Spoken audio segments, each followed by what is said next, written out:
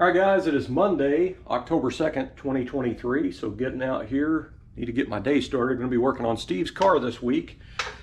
But I just checked the forecast and it looks like it's going to rain for like 3 days straight. So that's always awesome. It's not raining today, so I'm going to get some stuff done here. I kind of left off there the week before I worked on my hardtop. I was working on some of his chassis parts and I blasted the control arms and stuff, and then my blaster got clogged up, the tube got clogged up in there, so I had to take it apart and get it cleaned out. So now I need to go back and finish blasting those A-arms, and then those will be ready to primer and some of the other suspension parts. I've done a little bit of tidbit work to stuff on his chassis. I would like to paint his chassis, and that was kind of my plan, was to try to get it ready for paint today and then paint it tomorrow early morning. But it's going to rain. I don't know when it's going to start, but it's supposed to rain tomorrow, Wednesday and Thursday. So I don't want to have, fresh paint with the chassis out in the driveway and moisture come rolling in. You know what I mean? I can't cover it up because of the paint will be fresh. So I need a good couple of days in a row that the paint or the temps outside, no rain and that type of stuff. So anyway, I guess I'm going to get out here and kind of see what I'm going to get going here. I've still got the engine they need to tear down and get, resealed and that type of stuff. So I have plenty of stuff I can do. So I just need to figure out what I'm going to do today. All right, guys. So I just got off the phone with Steve. I wanted to get permission to do something. I'm not going to go in here and just do something and not ask him permission first. It's not my car. I'm doing the work on it. That doesn't give me the right to make all the decisions and do what I want to do, because it's not my car. You know what I mean? And a lot of shops, they don't do that. So they do what they want. So what Steve's got going on here is there's a few visible flaws, we'll say, on this engine. Now, he had bought this intake brand new, and it had not even been ran yet. This was after, when the car went to the shop to get redone, they painted the engine body color, and he bought this intake new then. So this intake hadn't been used before. This is an Endurashine from Edelbrock. And this engine only has 10 seconds of runtime on it since this intake was installed. And this Endurashine coating is coming off. You can feel an edge right here, and it looks black under it, but it's everywhere. It's all over places. Really, really bad. Not sure what caused that, but look at that, flaking off. So I asked him, it's been about a month ago, I asked him, why don't you just go ahead and get a new intake? And I think these Endurashine intakes are very expensive. So he didn't want to do that, which I don't blame him. But anyway, it could do this again. I don't know if any of you other guys have any experience with this Endurashine coating or not. I've never bought any of it. But what I think is kind of neat is these intakes, and it's probably why they're so expensive. These are not rough cast. These are actually like smooth, and then they're coated, so that's kind of nice. But anyway, this is really going to make the engine look really bad. And I've got my engine pull plate on here, and you can kind of see it around the Edelbrock name here. But anyway, it's just not going to fly on this deal now. Steve wants the engine compartment obviously to look nice. So I just called him and asked him if he wanted me to go ahead and pull this off and blast it and paint it. I'm buying an engine gasket kit to replace the oil pan gasket and the timing cover and, water pump and all that stuff anyway. So it'll come with intake gaskets. And it's definitely going to be cheaper for me to blast this, prime it, and then scuff it and paint it than it would be to, him buy a new intake. Because them intakes, I want to say, are probably about $300, maybe more now. I don't even know. So I think that's probably going to be the best bet. The other thing that is pretty obviously bad on it is these bolts here. The chrome plating is rusty looking, so I'm definitely going to replace these. But he said to go ahead because it would look better. So we're going to paint the intake body color. Now there's not a lot of paint left in the can, and I'm a little nervous. And he doesn't want to buy any more paint. I don't blame him because paint's expensive, but I don't know if there's very much in there. Of course, that's a base coat. It'll have to be cleared. So I am going to, I think, since I've got to paint the front lower section of the engine, now before I was going to just tape off this whole edge up underneath the head and up around here and up around through here and just respray this little area right here because it had the original front mounts bolted on it when they painted it. This is highly visible now because we went with the side engine mounts. we got away from the front mounts. So this needed painted anyway. So at this point, I'm thinking I might respray the whole front section of the engine and just blend it on these side edges. And that way I can paint the intake and then paint all this stuff. I'll paint the intake off of the engine, but I can respray the whole front of the engine. Because I'm worried about it matching it to begin with, because this is darker than what's on the car. And most likely the paint's a little bit on the transparent side. So this doesn't have as many coats as the body does, and that's why it looks a little darker. That's been my experience with these type of colors anyway, these coppers and burnt oranges and stuff like that. So anyway, it would be probably difficult for me to match this little area right here. And with all the brakes in the engine, you know, the way the engine has all the way it's made, it's probably going to be pretty difficult to pick up on it. But the other thing that I don't like is the timing cover. When you get to looking at it, you can see where the flaking paint was, and they painted over that. Right up on the top, you're going to see this top edge of this. So I'm thinking about blasting this as well and repainting it. Now, in case you haven't been following along, what the shop did is they painted the engine body color and they bolted his intake on for him. They painted it with the original bolts in it that had star washers, because all those bolts were in a box. So all the factory bolts with star washers are all painted the body color. Then they went in and replaced the bolts, but they just pulled the old bolts out and put new ones in. And what that done is it has broke the seal onto the engine. The engine leaks pretty bad just sitting. So anyway, what needs to be done is it needs to be resealed. I got to pull the oil pan and the timing cover. If I'm pulling the oil pan, I'm going to go ahead and put a rear main in it. I mean, I can show you right here. That's just right there off the front pan lip. So it's definitely, you can see where the gasket's painted. You can see it on this.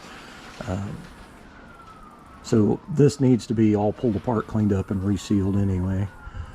So anyway, it's one of them deals. It's a can of worms when you're doing this stuff, because, you know, it's, if I do this, I might as well do this type of thing. And when you do that, it adds up, you know, labor rate and materials and that type of stuff. But in my opinion, the engine compartment on his car is going to look fantastic, but it's this little stuff right here that's going to really make it look terrible. So we've got to at least try to fix all that. I do have some of these ARP hex head bolts here, just some miscellaneous ones. I'm going to dig my box out and look through there, and I'm hoping that I have 2 3/8x16s that'll fit in here. I hope, because these are just regular hex head on this chrome water neck, and the heads are actually hanging out past the water neck, so it looks kind of cheesy to me. So, you know, if you have to buy an ARP bolt or ARP bolts, they come in 5-packs, and a 5-pack for 3/8x16 is probably around 20 or 25 bucks for a 5-pack. But it's again one of them deals where it's a can of worms when you open it up. Now, I do know the timing chain's got slack in it, because when I was rolling the engine over trying to get the rotor bug pointing at #1 cylinder before I pulled the distributor out, this thing, you can move it left and right quite a bit before the timing chain actually grabs. So most likely we're going to have to put a timing chain in it. But anyway, I'm going to get a full engine gasket set, so, you know, taking all the stuff apart is not a big deal anyway.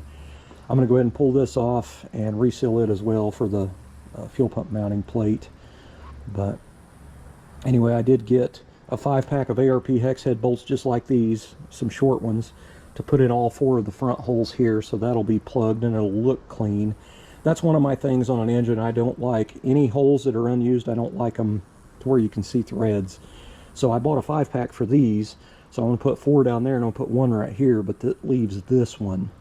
So maybe I'll have 1 in my spare stuff, who knows. But if not, maybe we ought to just get a 5-pack, and then I can actually cut one of them down to fit in here, because these are going to have to be pretty long. I may run that by him and see what he wants to do. That would be the best way to go. But anyway, that's what I'm going to do. I'm going to go ahead and tear in the engine today and get going on this. And the reason is I've got 3 days of rain coming in the forecast, tomorrow, Wednesday, and Thursday. And I don't want to blast a bunch of parts today and then have them in bare metal, because I don't have any primer here. I've got to order it. And it'll take, you know, a few days before that stuff to come in. But that's the plan. I'm going to paint the intake manifold engine color, and it's only because the EnduraShine is flaking off, and it just makes the whole thing look like crap. But it's all tarnished too, so anyway, that's the plan. Well, this is not off to a good start. So there is rust down in the lifter valley. The worst part is the stuff that's on this, like down in it. I'm getting ready to pull the intake manifold. See if you can hear this.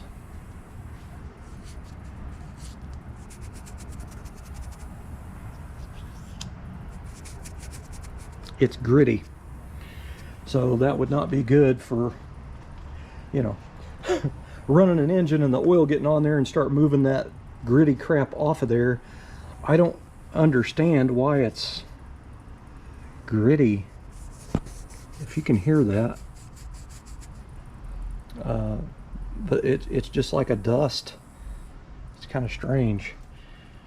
I don't know if they had the engine uncovered for a long period of time without valve covers sitting on it and open. I don't know, but anyway, that's not good. So I'm going to have to probably clean everything really good. But anyway, we'll notice more. But one of the things I do when I pull valve covers off is I just kind of go through and, you know, do this number.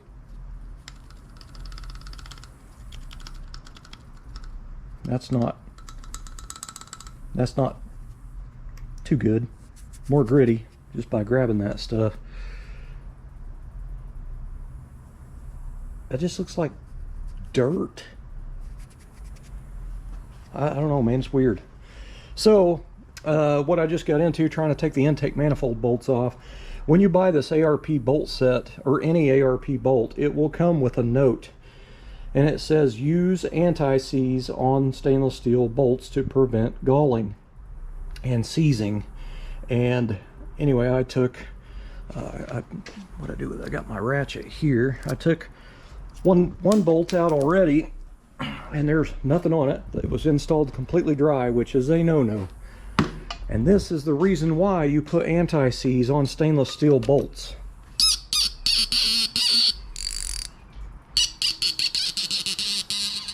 So you guys need to understand that if you ever use a stainless steel hardware in anything, it needs anti-seize on it every time. Especially when a bolt is over torqued, it will gall when you try to remove it, and 9 times out of 10 it will seize up in there and you can't get it out without it breaking. So, little lesson there. Alright, so what I'm doing is I'm just removing everything off of the intake manifold because I'm going to be blasting this. So anyway, I got to pull the sending unit out and, you know, all the water neck and all that stuff off of it. So I just went to remove the water neck and the bolts weren't tight. So those came out pretty much effortlessly. The threads right there do not look that fantastic. So you can see how that thread looks really nice. That one doesn't look good, and those weren't tight, so I don't know if these got over tightened and stripped. I don't know. But this is an O-ring style water neck. It takes an O-ring in that channel, and they did have an O-ring on it, but they used a paper gasket. I have not seen that done before. That's a first.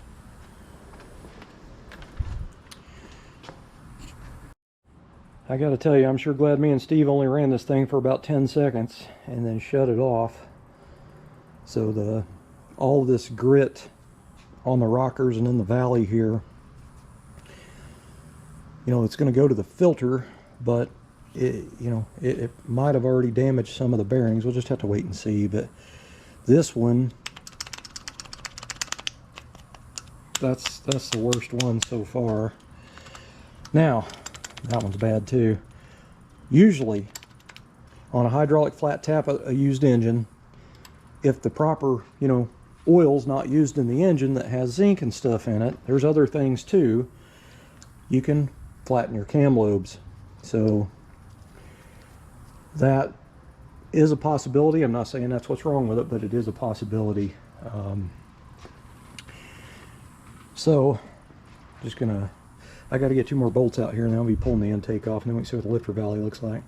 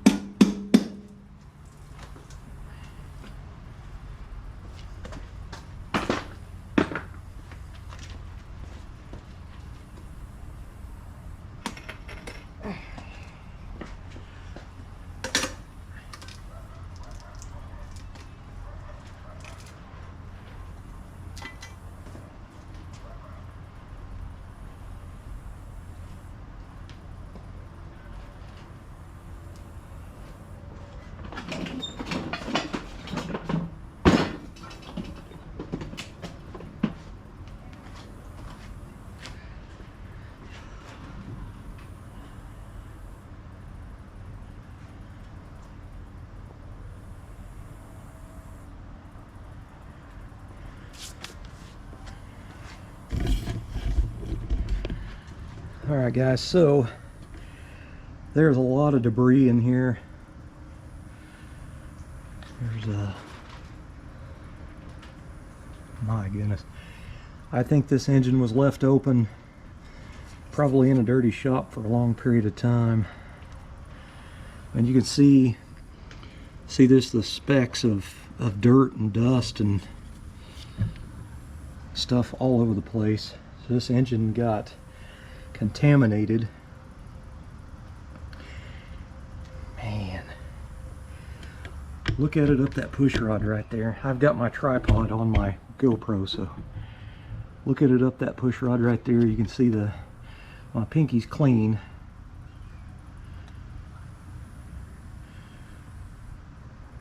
Just clumpy looking little stuff, and it's gritty. Hear it? Good golly, man. That's not good, man.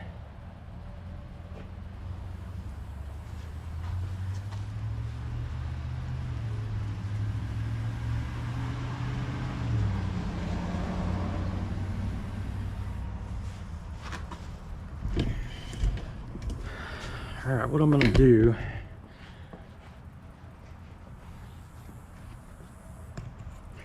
start the video again. All right, guys, what I'm going to do is on this one, since it's so loose, I'm suspecting a worn lobe on the cam.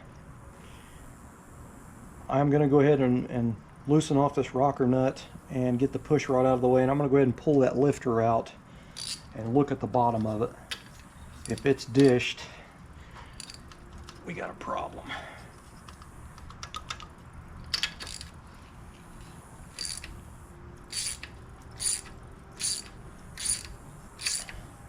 When me and Steve started it for that 10 seconds, it was open header, didn't have any exhaust on it, so we couldn't hear if there were any rocker arms rattling around, you know what I mean?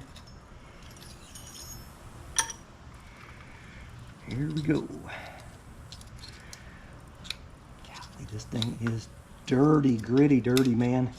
It reminds me of sand.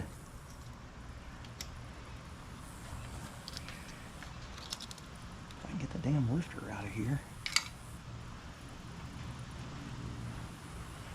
Yeah, that's what I thought. Cam lobe's dished out a little bit. So, man, this stuff is, can you hear that? It's just grit. Look down inside that, around that edge where that push rod was. Look around it, that lifter right there.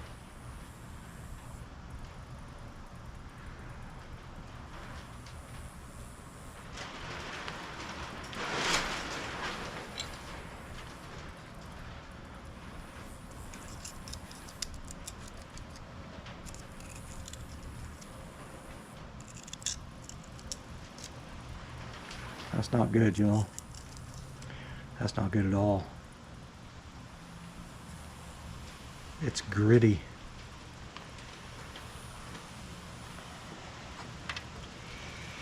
I'm gonna pull this other one and see if it's any worse.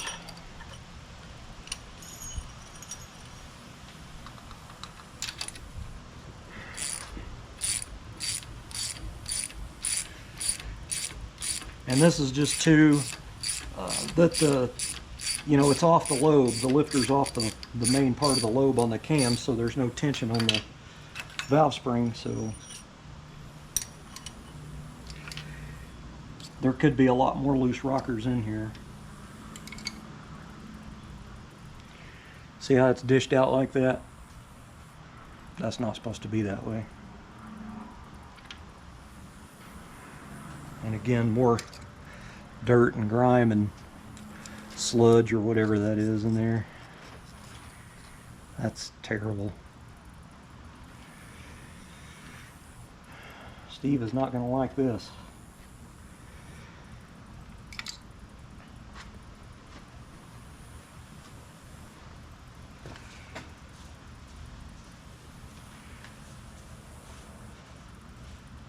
So I can't say for certain that, you know, the engine was left open without valve covers and an intake on it for a long period of time without a cover over it. I can't say that for sure.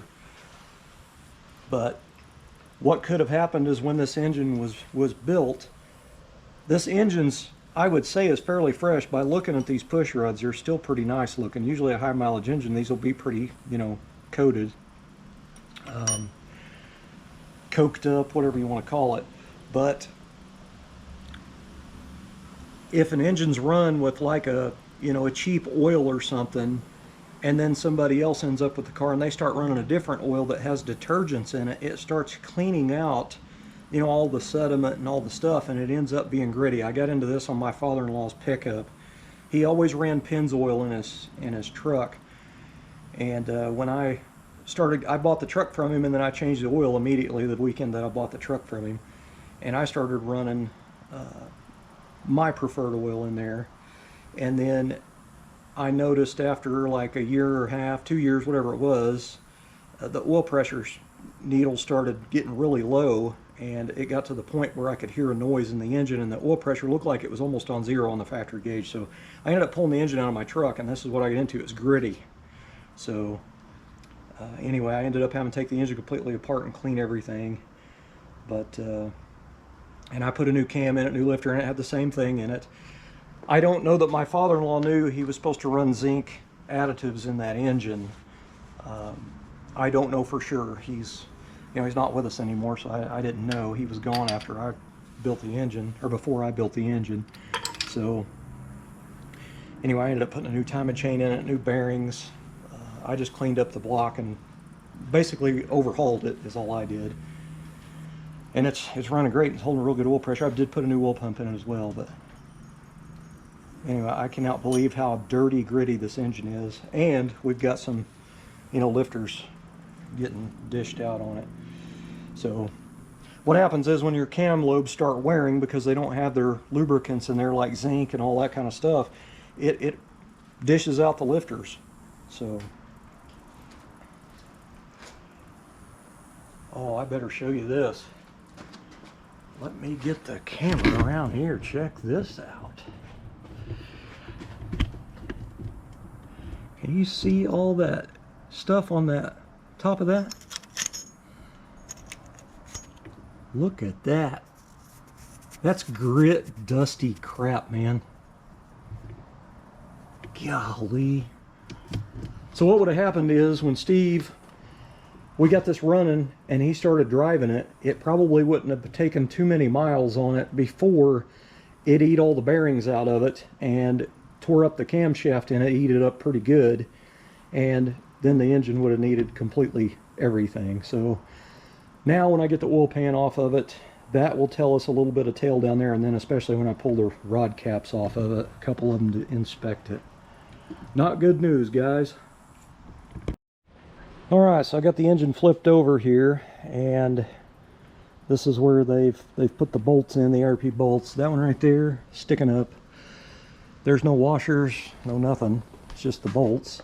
This one's really sticking up here. I see a little bit of space under this one as well. I can turn that by hand. So, that one's sticking up too. So anyway, the oil pan bolts were put on, but they were not tightened. The little ones, anyway. So I just pulled that one out by hand. When you buy an engine accessory kit from ARP, which is most likely what they did, these are supposed to have washers under them. And the box, the kit, comes with a packet of ARP anti-seize, along with the note that says you need to use anti-seize. So, I mean, this is a really, really good thing we did have to take this engine apart. I can tell you right now, because this engine probably would not have lasted. On the way home, I would bet it probably would have eaten itself up from the grit and the dirt that's inside the engine. What a mess, man. Alright, so I just took the bolts out of it, the oil pan. And the oil pan actually popped up on me here just by taking the bolts out.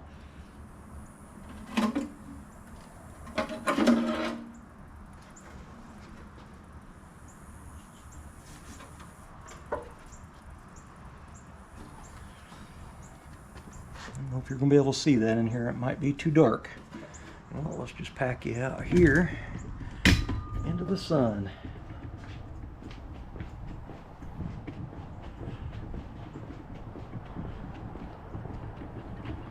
Try to get that in the shot the best I can.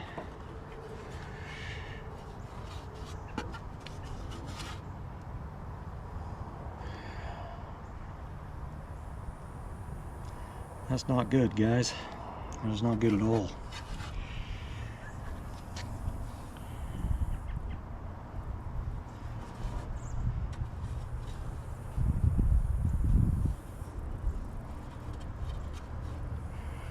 There's no big chunks, just sludge. I mean, I didn't feel anything sharp in there like a piece of ring or bearing or anything like that that's big enough that I can feel, you know. But that's pretty sludged up down there. Now I gotta try to figure out how to turn off or hit the power button on the GoPro with oily fingers. All right, so I mean, overall, like, the crank looks pretty nice. I mean, it's definitely been rebuilt. All the rod caps, or the rods, are stamped and stuff. I mean, the pistons are nice. I don't think the engine's got too many miles on it. I think probably what has happened is the oils that's been ran in it probably did not have any of the, you know, the lubricants that a flat tappet cam needs. A lot of people don't know that still to this day. I'm not sure when it was, maybe the late 90s, early 2000s, I don't know, but they took all the zinc and a lot of stuff out of the engine oils. And anyway, that's the stuff that the hydraulic flat tappet camshafts needed. Or, well, any flat tappet camshaft in particular, I guess. But a lot of people don't understand that when you change your oil, you can't just put regular oil in there. You got to have something that has all the zinc, and there's a bunch of other little things too. So, but zinc is one of the biggest. ZDDP, I run ZDDP in all my stuff, but I use oil that has the zinc in it too. So to me, you can't have enough of it, you know what I mean, or have too much of it, I should say. But that's just me. I mean, everybody's different. They run their own brands of oil. Everybody's brand loyal to something. But I mean, overall, it doesn't look too terrible bad in there. It's pretty damn clean. I'm actually, just by looking at that, I'm surprised the bottom of the pan is sludged up like it is. But, you know, and again, not feeling any big chunks. I really feel good about that. But I can tell you one thing for sure. That cam is definitely flattened off. It's not good.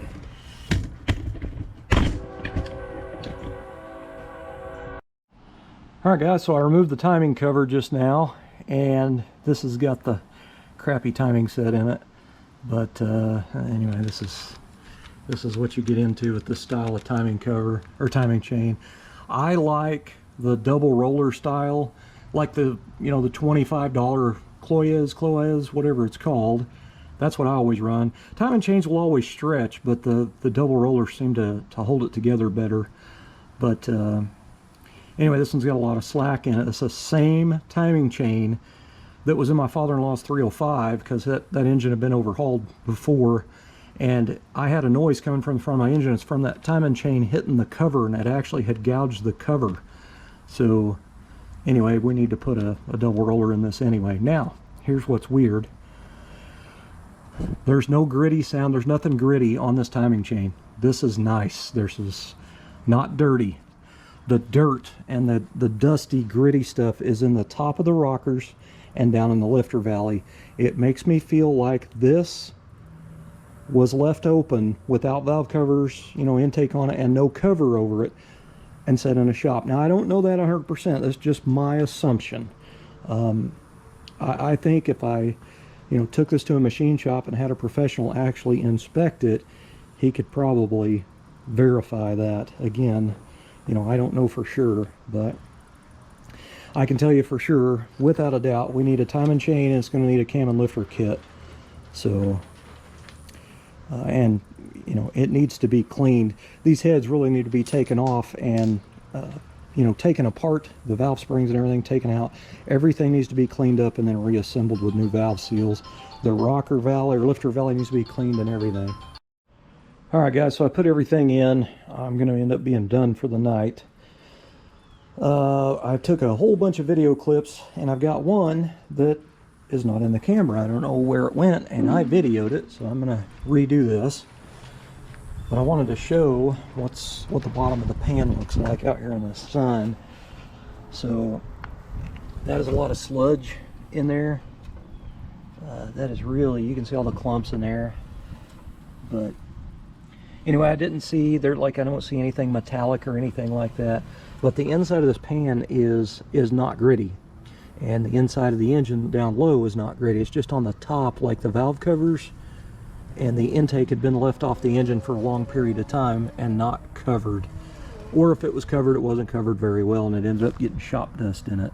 But anyway, there's a big dent in the pan right here where this is pushed up. That needs to be knocked out. And then I'll have to knock down all these where they're high. There's a thing of silicone, I think, or something. But just a mess. I mean, and every time you tear down an engine, you run into stuff, you know what I mean? You're going to find something. But I'm not going to worry about putting a cover on it because I talked to Steve about it. He's not happy about it. It's getting completely blown apart and most likely going to a machine shop and at least getting cleaned. He wants me to overhaul it, but I don't really overhaul engines for other people because I wouldn't really, if say, you know, something happened to it down the road or like a year from now, it starts smoking or knocking, I can't warranty it because I'm not going to have the money to invest in it to fix it, you know what I mean? So I only build my own engines. I don't really do stuff for other people because, you know, I'm not a seasoned professional. I built a lot of small block Chevys, don't get me wrong, but they've been mine, you know what I mean? Because if it knocks or breaks or blows up on me, it's mine. I did it, you know. I can't sue myself, you know what I mean? So that's what I'm getting at. I would rather somebody else do this for him, but it's going to be more money. I did kind of recommend him, it might be better just to get a Goodwrench 350, if they still have them. They may have discontinued them by now, I don't know. Most likely they have. It almost kind of sounds like I remember, or seems like I remember them saying, somebody telling me if they discontinued it. But this is a 327, and that's what he likes about it. So, I mean, at this point, even if I do overhaul this engine for him, it needs to be completely taken apart. It needs to have all the oil galley plugs taken out. It needs to be washed, vatted, you know, all cleaned. And then the heads need to be cleaned, taken apart, cleaned. They need to be lapped, at least the valves relapped, and new valve seals put on at least. The engine's pretty new looking on the inside, but that don't mean nothing. I haven't taken it all apart yet. When I start taking all the rod caps, main caps, and pistons out of it, that's when you start really seeing stuff. So, I mean, there could be a journal on the crankbed. I just don't know.